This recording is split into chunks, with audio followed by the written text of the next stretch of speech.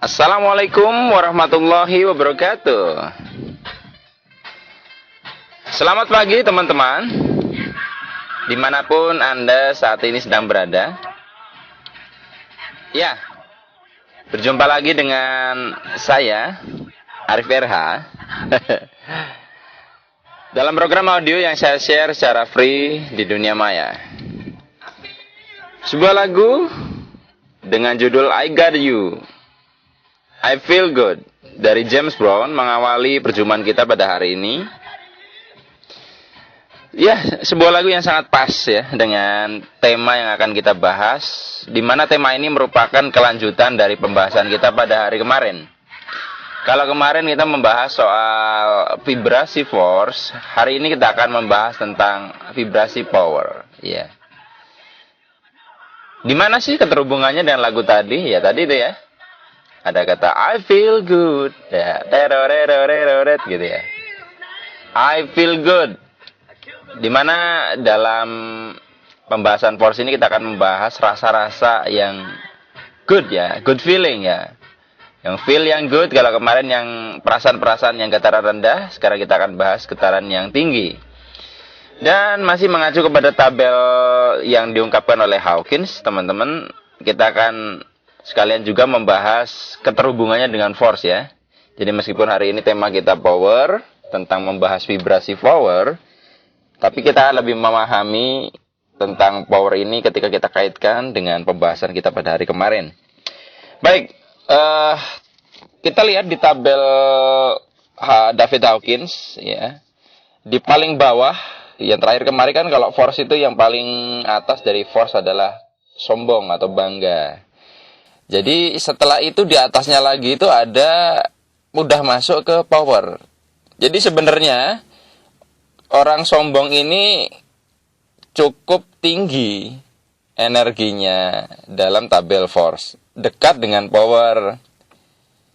Jadi satu hal yang patut kita renungkan ya, sebenarnya lebih mudah kita untuk mengarahkan orang yang sombong dibandingkan orang yang takut atau sedih, karena kan getarannya di bawahnya. Cuman herannya kok kenapa ya banyak orang itu lebih punya rasa jengkel kepada orang sombong ya, bahkan ingin menjatuhkan orang sombong. Padahal dia sebenarnya energinya udah besar itu ya, tinggal diarahkan saja. Tapi kalau orang sedih itu energinya low. Jadi lebih mudah mengarahkan orang sombong sebenarnya dibandingkan orang yang takut, sedih, nggak pede, rasa bersalah, itu lebih mudah. Kalau menyombongi orang sombong, boleh nggak? Ya boleh. Yang disombongi waras, Anda yang menyombongi yang jadi nggak waras ya. Oke, ya balik lagi ke topik. Paling bawah dari tabel power adalah berani. Jadi ketika kita memiliki sebuah keberanian, itu sebenarnya masuk getaran yang tinggi. Meskipun dalam tabel ini paling bawah. Keberanian. Berani di sini ya tentunya dikaitkan sebagai apa ya? Sebagai sebuah energi kita keluar dari batasan kita kan. Ketika kita takut seperti yang double power, kita terkungkung dalam sebuah batasan. Ketika kita berani berarti kita mendobrak batasan tersebut. Ini dia keberanian. Kemudian di atasnya keberanian ini itu ada yakin. Gitu. Yakin ini lebih tinggi dari berani. Jadi kalau misalkan Anda itu punya keyakinan, itu bisa mengalahkan orang yang cuma berani tok. Lebih bagus lagi kalau Anda sudah berani, yakin. Gitu. Nah, yakin ini punya kekuatan yang besar ya. Yakin ini punya kekuatan yang besar.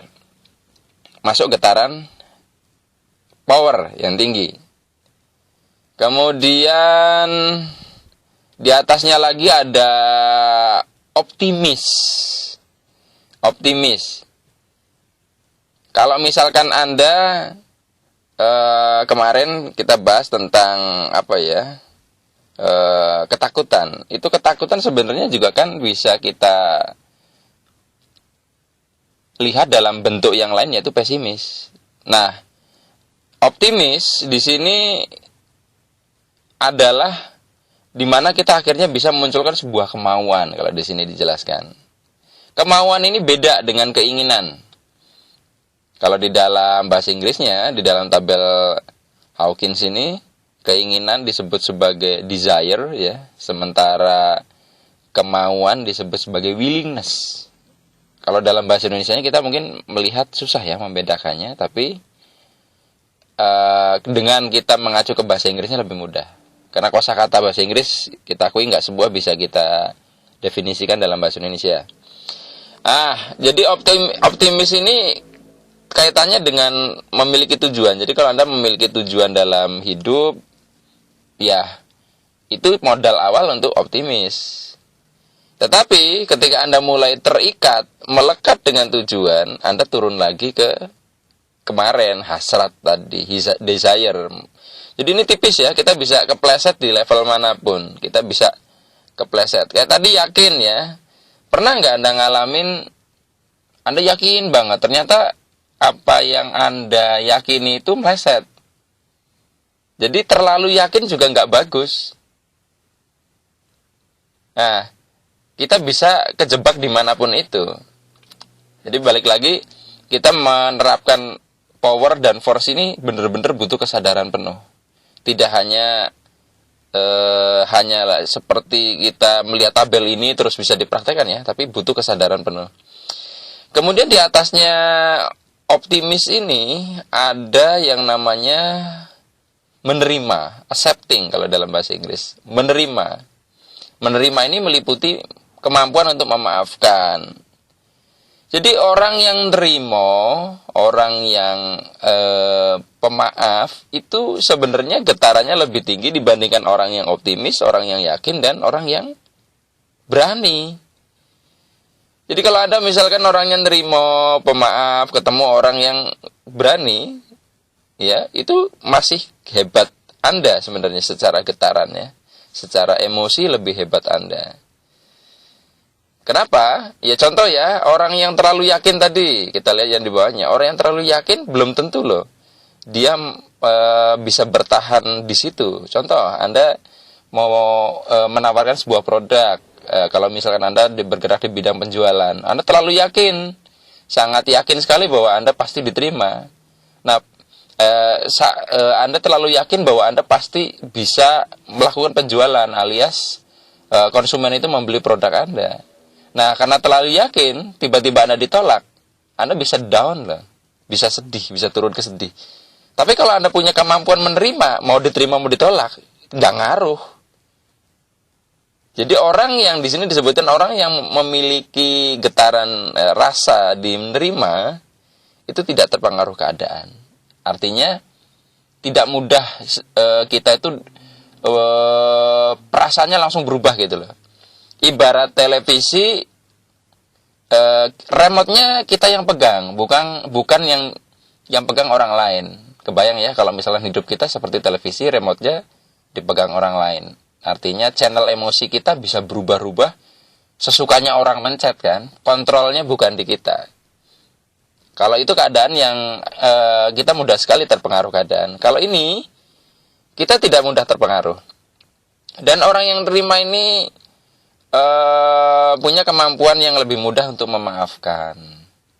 Kenapa sih kita susah sekali untuk memaafkan? Saya pernah bahas di rekaman sebelumnya, karena kita nggak bisa menerima kejadian tersebut yang kita anggap mungkin tidak adil bagi kita. Ketika kita bisa menerima apa adanya, maka kita tidak lagi menghakimi. Sehingga kita akan merasa ya memang sudah demikian seharusnya. Disitulah cikal bakal kita bisa memaafkan. Kemudian di atasnya lagi ada getaran, di sini di tabel ada yang namanya memahami. Memahami itu yang gimana maksudnya? Gini loh, pernah nggak Anda mengalami momen di mana Anda mengatakan, oh gitu ya. Jadi bertemunya antara pengalaman Anda dengan sebuah pengetahuan sehingga Anda lebih ngeh. Anda jadi paham sesuatu gitu loh. Aha, nah. Jadi ketika Anda memahami sesuatu, itu sebenarnya getarannya tinggi loh. Jadi tahu dan paham itu beda. Paham lebih levelnya lebih dalam, dan saya setuju dengan tabel ini bahwa memahami ini adalah kunci untuk kita bisa melakukan hal-hal yang lebih besar. Ya jangan jauh-jauh, kalau tidak paham tentang tabel force dan power ini aplikasinya gimana coba?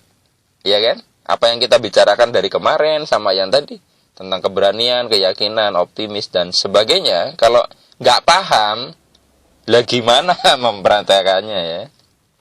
Oke. Di atasnya ada apa lagi ya? Di atasnya ada rasa cinta. Jadi cinta ini getarannya tinggi loh. Ini makanya sebabnya kalau beberapa ahli di bidang pemberdayaan diri mengkategorikan sebenarnya perasaan cuma dua, cuma fear and love, ya, takut dan cinta. Kalau Hawkins kan membuat gradasinya ya, membuat spektrumnya secara lebih detail.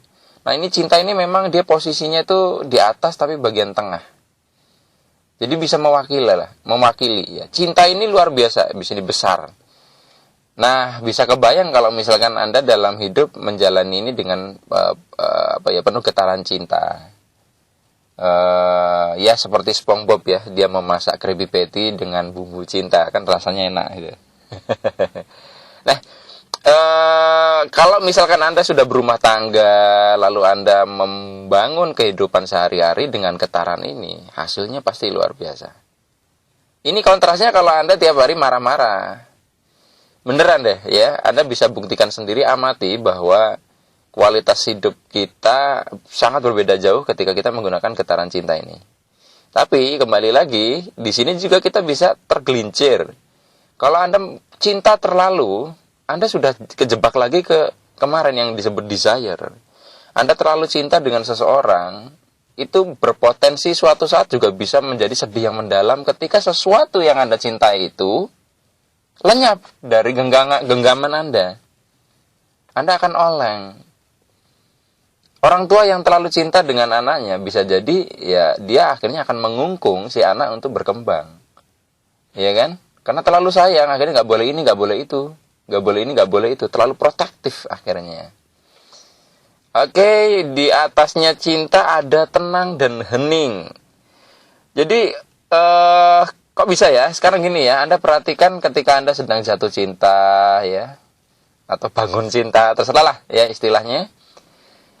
Detak jantung Anda kan lebih lebih cepat ya. Kalau ketika Anda ketemu dengan seseorang yang Anda cintai kan ada dak dikduk gitu ya. Dan ketenangan di sini getarannya lebih tinggi. Tenang dan hening ini adalah getarannya lebih tinggi dari cinta. Kenapa? Karena tenang dan hening jauh lebih jernih ya. Kita pada saat mencintai seseorang itu kan nggak objektif ya. Kadang dia salah masih kita belain aja. Kita masih tidak objektif ya, tidak objektif, masih sangat subjektif. Nah, tenang dan hening ini tinggi. Makanya kan dalam saya sebagai muslim itu di dalam kitab suci saya ada satu password di situ disebutkan bahwa orang-orang yang dekat dengan Tuhan dipanggil secara spesial dengan panggilan jiwa yang tenang. Wahai jiwa yang tenang. Jadi ketenangan ini dan keheningan ini tinggi getarannya. Di sini disebutkan juga bahwa awal perubahan kesadaran justru berawal dari ketenangan dan keheningan. Jadi kalau Anda ingin merubah atau menaikkan level kesadaran, kuncinya adalah tenang dan hening. Kalau nggak tenang dan hening, maka kita akan lebih sulit untuk menggeser kesadaran kita dari level yang sekarang menuju ke yang lebih tinggi. Nah, di atasnya ketenangan dan keheningan ini ada yang disebut di sini sebagai kedamaian. Kedamaian di dalam diri. Ini sering saya sebut sebagai inner peace. Ini perasaan yang muncul saat ini ya damai gitu loh. Susah ya untuk menceritakannya karena ini soal rasa. Tapi intinya kalau Anda pernah nonton film Kung Fu Panda, di situ ada adegan di mana Po dia diserang dengan meriam dari mana-mana. Anda bisa lihat pada saat itu posisi Po bukan panik, bukan takut, bukan juga terlalu yakin, bukan juga optimis, bukan juga bangga, sombong, ya. Tapi dia memejamkan mata lalu mendamaikan gejolak dalam dirinya. Yang terjadi justru dia bisa menghandle bola-bola meriam yang diarahkan kepada dia, dan dia bisa melontarkan balik dan bisa memenangkan pertempuran itu. Nah, bahkan saya sangat sepakat kalau Anda pernah belajar tentang The Secret, Law of Attraction, hukum daya tarik, bahwa segala sesuatu dalam hidup kita hadir karena kita menariknya. Kenapa sih banyak yang tidak berhasil mengaplikasikan teknik tersebut? Meskipun dalam kesehariannya tanpa disadari kita adalah pelaku dari teknik itu. Ini loh, inner peace ini justru adalah, menurut saya adalah the lost secret of the secret. Banyak orang punya sebuah keinginan, punya sebuah target, punya sebuah harapan yang mau dia tarik, ya. Tetapi dia nggak punya inner peace. Tidak berdamai dengan hal itu. Kalau misalkan Anda punya sebuah target finansial, Anda bahkan tidak berdamai dengan angka finansial yang Anda tetapkan sendiri. Contohnya gini, misalkan Anda punya sebuah keinginan yang sangat kuat untuk mendapatkan omset misalkan 100 juta, ya, misalkan. Anda misalkan punya sebuah usaha, entrepreneur, punya sebuah keinginan untuk menarik omset 100 juta. Nah, bagaimana Anda tahu itu Anda sudah berdamai dengan itu atau tidak? Ya, sekarang tinggal Anda balik logikanya. Coba Anda rasakan, bayangkan apa yang Anda rasakan jikalau atau seandainya target tersebut meleset. Artinya Anda bahkan nggak mendapatkan apa-apa alias nol. Kalau tiba-tiba Anda jadi tidak nyaman, berarti sebenarnya Anda belum berdamai. Artinya Anda masih melekat, ya, turun lagi ke keinginan kemarin, hasrat. Anda masih melekat dengan target itu, belum inner peace. Jadi kalau kita sudah punya inner peace itu, ya siap dengan kemungkinan apapun. Nah, seringkali kita melupakan hal ini. Kita kepingin, kita belum berdamai, alias kita belum siap, bahkan di dalam diri kita belum siap dengan segala konsekuensi. Karena apa? Ketika kita mendamaikan segala sesuatu yang menjadi kebalikannya, kita pengen A dan kita juga berdamai dengan kalau kebalikannya A, maka kita akan zero, tidak melekat itu, ya. Ini dia tentang kedamaian. Nah, yang paling atas di tabel ini adalah enlightenment, ya, yaitu pencerahan.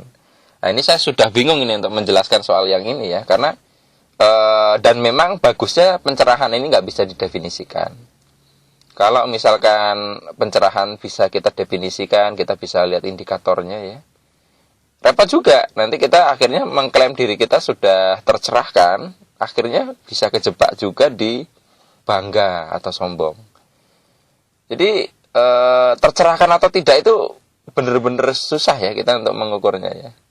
Susah untuk mengukurnya. Itu sebuah perasaan, sebuah experience, sebuah pengalaman yang tak terlukiskan di sini ditulisnya. Di mana di sini yang benar-benar hadir adalah kesadaran murni. Bukan lagi pikiran, bukan lagi emosi, tapi kesadaran murni, teman-teman.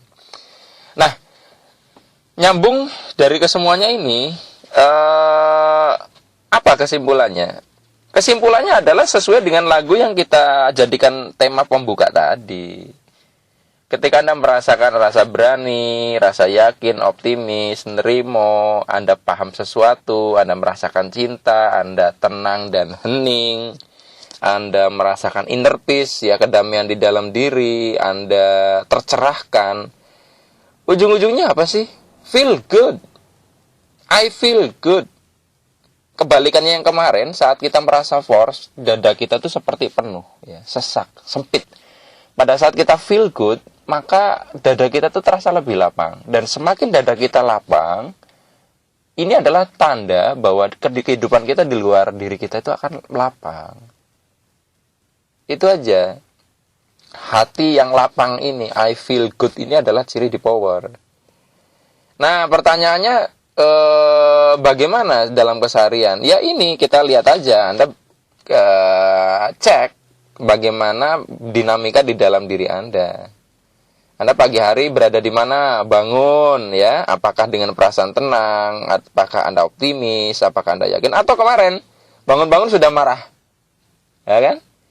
Kita mengawali hari dengan apa? Lalu berapa persen kita berada di tabel power tadi?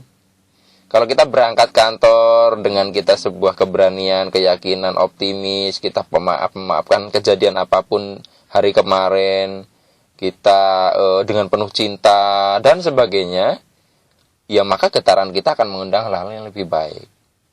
Jadi vibrasi power ini adalah sumber luck itu, keberuntungan. Kalau power itu sumbernya apes itu. Nah, kalau dari pengamatan saya dari kalau misalkan saya ada sebuah kelas ya di kelas privat vibrasi, saya sering mengamati di mana setiap peserta di situ dihubungkan dengan alat khusus kan. Saya melihat dinamikanya gini, di situ polanya adalah ketika seseorang ini getarannya berada di power ya yang paling tinggi, getarannya paling tinggi, itu bisa seketika langsung loncat jadi getaran rendah. Di situ ada rendah, sedang, tinggi. Itu bisa langsung loncat. Sementara dari rendah ke tinggi itu harus lewat tengah. Itu polanya selalu begitu. Jadi saya menyimpulkan bahwa kecenderungan alami manusia itu dari perasaan yang sangat feel good itu bisa loncat menjadi perasaan yang nggak enak banget.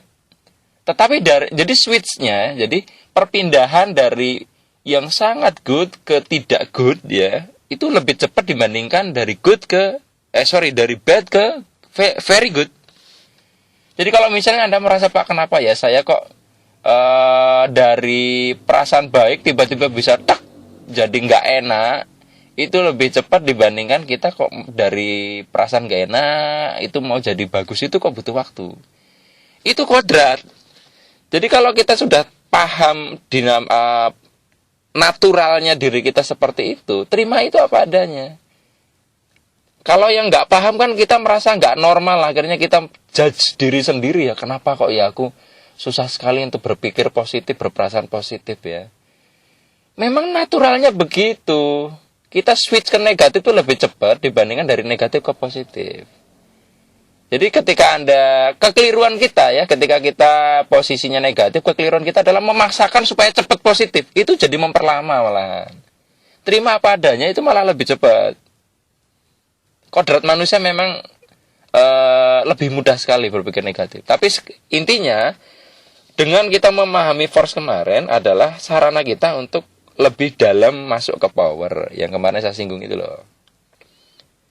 Jadi pada saat kita merasa sudah power aja bisa kepleset ke sombong, bisa kepleset ke force. Nah, contohnya Anda sudah tahu nih tentang force power, kemudian Anda melihat tetangga ya mungkin banyak dominan di force. Anda merendahkan, loh itu tetangga kita level kesadarannya masih rendah. Ketika Anda ngomong seperti itu udah kejebak lagi. Oke ya, jadi sebenarnya soal force dan power ini kita bisa bisa ukur, kita bisa bisa buktikan bagaimana switch-nya macam-macam. Tapi kembali lagi, nggak ada garansi. Pak, ini pasti selalu di power ya? Nggak bisa. Makanya di kelas privat vibrasi saya nggak berani menggaransi apapun. Saya cuman, yuk kita sama-sama belajar mengenali pola-pola diri sendiri. Balik lagi setelah itu adalah kontrolnya di tangan Anda. Nggak berani saya ngiklan macam-macam ya. Karena saya pun masih belajar soal force power ini. Belajar bersama kuncinya. Dan guru tentang force power yang paling mumpuni adalah kehidupan kita masing-masing. Kelas apapun termasuk kelas pelatihan saya nggak bisa sehebat kehidupan Anda. Di kelas saya cuma membicarakan polanya dan kita mengenali, melatih kesadaran itu. Saya mencoba membuat rekaman ini tentang force power dan sebagainya supaya Anda dapat gambaran. Cuman repotnya adalah nggak semua kan bisa saya sampaikan dalam bentuk tulisan, dalam kata-kata. Jadi bukan berarti saya menyembunyikan apa yang mau saya sampaikan. Susah kan? Kita bicara soal rasa bakso, Anda harus cicipin. Itu. Ya. Baik. Nah, teman-teman, sampai di sini mudah-mudahan Anda bisa menangkap esensinya, poin-poinnya tentang power dan force ini, ya. Tentang power dan force ini. Jadi intinya adalah manusia selalu bergerak antara force dan power, ya. Hope itu naturalnya adalah bolak-balik. Cuman pastikan persentase kita dalam sehari-hari banyak di kolom power tadi. Anda pun nggak perlu menghafalkan kok saya ini sedang berada di mana, di mana, di mana. Intinya tadi adalah amati tubuh Anda, amati feel Anda, nyaman atau tidak. Dan saya yakin secara alami Anda tentu tahu. Kalau Anda susah tidur, Anda nggak jernih, itu jelas force. Udah nggak perlu dilihat tabelnya masuk kemana, jelas force. Tapi ketika Anda merasakan lega di dada, hati, pikiran nyaman, itu jelas power. Gitu aja. Dan Anda juga supaya lebih mudah, Anda perhatikan saja ketika kehidupan Anda kok tidak baik, kehidupan Anda susah sekali untuk dirubah, ya diamati saja pola-polanya yang terjadi selama ini. Pada saat Anda force, apa yang terjadi? Pada saat Anda power, apa yang terjadi? Anda akan bisa membuat sebuah metode sendiri dari situ. Yang penting formulanya sudah dikuasai. Baik, teman-teman, bila Anda masih penasaran atau ingin mengkaji lebih jauh apa yang saya bahas ini, Anda bisa mampir ke website saya, http://ikhlaspasrah.com, ya. Saya ulangi, http://ikhlaspasrah.com. Atau Anda juga bisa bersahabat dengan saya di Facebook. Nama saya di Facebook Arif RH atau semogarif@gmail.com, ya. semogarif@gmail.com. Karena di sini pertemanan saya sudah cukup full, Anda bisa follow. Di situ Facebook sudah mengaktifkan menu follow. Terima kasih teman-teman atas atensinya. Mohon maaf apabila ada hal-hal yang kurang berkenan di hati Anda. Kita ketemu lagi di kesempatan lain yang jauh lebih baik dari hari ini. Saya akhiri, billahi taufik wal hidayah. Wassalamualaikum warahmatullahi wabarakatuh.